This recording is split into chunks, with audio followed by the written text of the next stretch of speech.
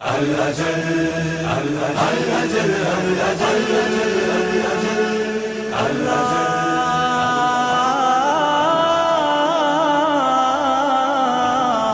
عجل وليك اللهم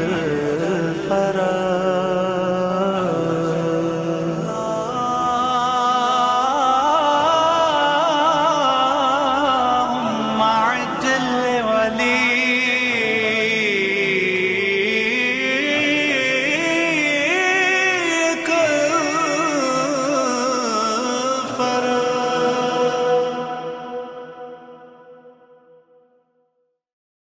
أعوذ بالله من الشيطان الرجيم بسم الله الرحمن الرحيم الحمد لله رب العالمين وصلى الله على محمد وآله الطاهرين واللعن على أعدائهم أجمعين إلى يوم الدين۔ ناظرین، پچھلے حلقے میں ہم نے بعض شباہتیں امام زمانہ علیہ السلام کی کہ جو جناب آدم علیہ السلام کے ساتھ ہیں ان کو پیش کیا تھا، کہ بعض چیزیں کہ جو دونوں جو دو پروردگار عالم کے انتخاب کردہ خلیفہ ہیں، ان دونوں کے اندر یہ مشترکات، یہ کامن چیزیں پائی جاتی ہیں، وہ خصوصیات کے جو جناب آدم کے اندر بھی موجود ہیں، اور امام زمانہ علیہ السلام بھی جناب آدم کے شبیہ ہیں۔ عرض کیا تھا کہ جس طرح سے وارث ہونے کا تقاضا یہ ہے، جس طرح سے ائمہ طاہرین علیہ السلام کی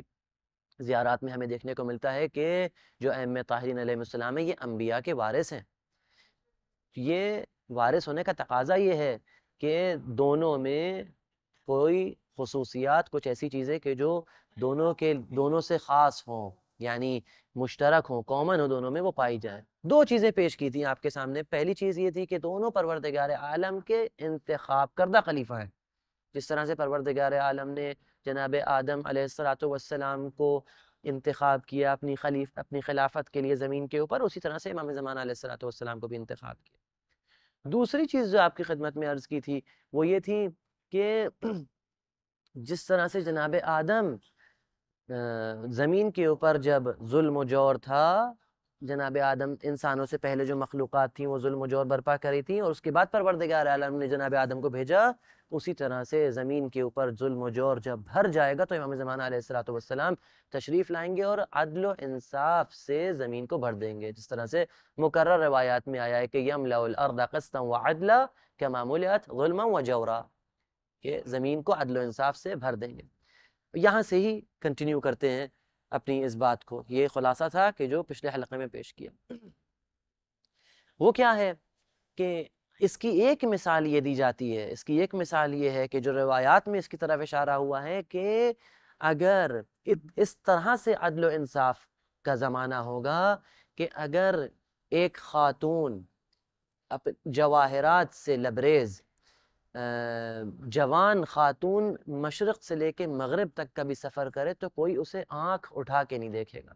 نہ اس کی آبرو، یعنی اس کی آبرو محفوظ رہے گی، اس کی جو جان ہے وہ محفوظ رہے گی، اور جو مال ہے یعنی جو زیورات ہے، جو جواہرات ہیں وہ محفوظ رہیں گے۔ تو یہ امام زمانہ علیہ السلام کی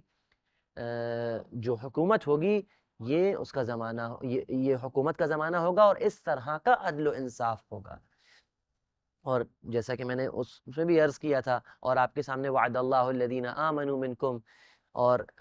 اس آیت کی تلاوت کی تھی، اسی طرح سے سورہ انبیاء کی 105 نمبر آیت میں بھی اسی چیز کی طرف ہم کو اشارہ ملتا ہے کہ پروردگار عالم فرماتا ہے کہ وَلَقَدْ كَتَبْنَا فِي الزَّبُورِ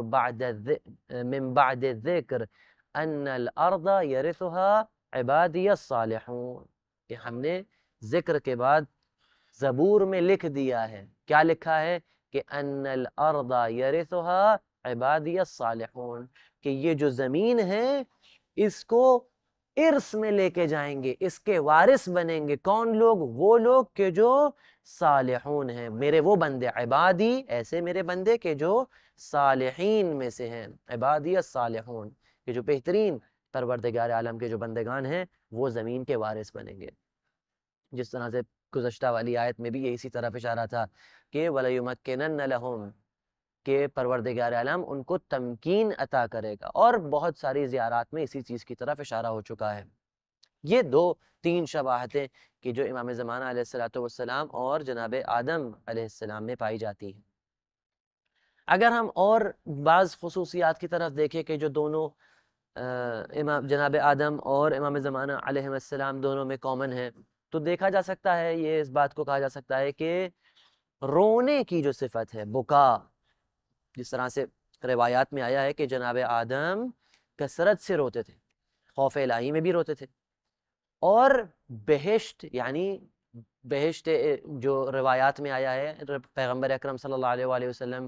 کی روایات میں بھی اور بعض دوسری روایات میں بھی آیا ہے کہ جناب آدم اتنا